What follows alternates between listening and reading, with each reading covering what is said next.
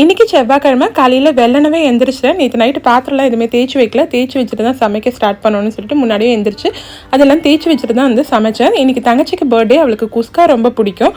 அதை தான் அவளுக்கு ஆஃபீஸ்க்கு செஞ்சு கொடுத்தேன். இதுக்கு குக்கரில் எண்ணெய், நெய், ஹோல் கரம் மசாலா, வெங்காயம், கருவேப்பிலை, இஞ்சி பூண்டு விழுது, தக்காளி இது எல்லாத்தையும் நல்லா வதக்கிட்டு ஒரு கைப்பிடி அளவுக்கு புதினாவையும் போட்டு நல்லா வதக்கிக்கிட்டேன்.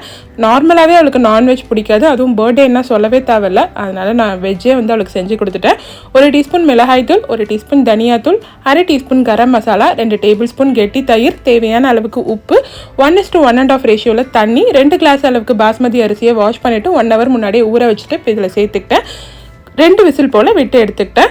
மார்னிங் பிரேக்ஃபாஸ்ட்டுக்கு இட்லியும் கார சட்னியும் பண்ணியிருந்தேன். தங்கச்சிக்கு பர்த்டே கிஃப்டாக வந்து நானும் அம்மாவும் ஒரு நாள் ஜிஆர்டி போயிருந்தோம். அவளுக்கு தெரியாமல் நெக்லஸ் வாங்கிட்டு வந்து வச்சுருக்கேன். ஆல்ரெடி அவள் ஹஸ்பண்ட் வந்து அவளுக்கு நெக்லஸ் வாங்கி கொடுத்துருக்காரு. இதையும் நான் அவளுக்கு சர்ப்ரைஸாக காமிக்கலான்னு இருக்கேன். Tata bye.